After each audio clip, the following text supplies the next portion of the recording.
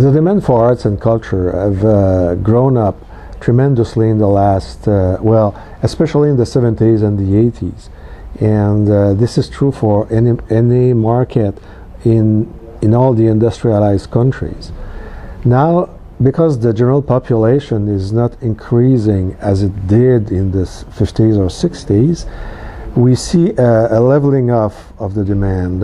The demand tends to increase very little now each year after year. But at the same time, the supply, all those new, very talented artists who are coming out of schools, they try to find a job. They either find a company or found a company, or they work for another one. But in total, the supply continues to grow up. And we are in a situation now where there's an oversupply on the market. I don't say that there's too much art. I say that there's too much arts products on the market. And for the high art, our challenge in the future will be to try not to capture the current market because we're very good at that. We'll have to try to capture an audience that is not as educated and doesn't come. And we will have to accept the idea that yes, there should be schools, art schools. There's no question about closing art schools, but we have to accept the idea that it's not all the young artists that will be able to make a living on the arts market. Maybe most of them will have to do something else like in any other professions. And this is a challenge because it will be hard to accept. And we don't see in the future any tremendous increase in the demand if we stick to the traditional demand. So in the future, the population will be aging, the baby boomers, and then replaced by a young population that will have been exposed to more art form, let's say, with new supports like media or like internet or all those things. And this will also be a challenge for the arts company to be able to adapt to those new forms of distributing the arts products. And what do you think about the importance of the service of the clientele? The service of the clientele will become, when you are on a market that is oversupply, sometimes the only way to differentiate yourself from your competitors is to be better in giving a good service to your clients.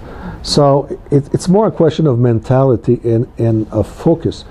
Doesn't mean to change your product. I mean, the artwork stays the artwork as it is, but it's more to always try to make the experience of the client a perfect one, and a perfect one from the moment the future client tries to find a ticket for the show.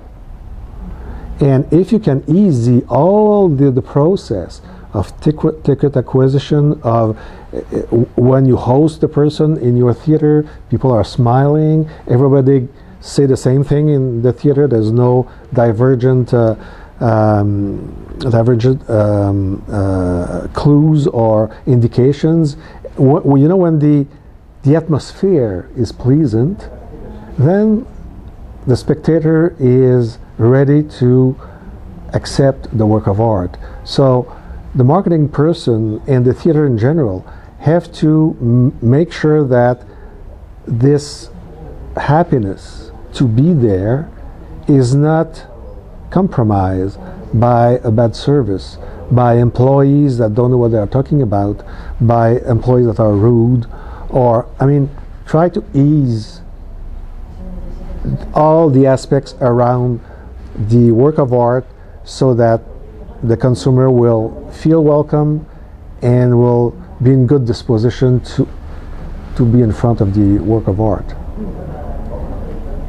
And in the actual context, could you explain the motion of the positioning, or how must you perceive the cultural in organizations like the marketing locking? Yeah, in a oversupply environment, this means that in large cities, and I'm talking more about large cities here, there are a lot of artistic products that are offered to the population, and for somebody who is an art lover, there are more that is offered than what she or he can consume. I mean, because the person does not have enough time or enough money or both. So the person will choose.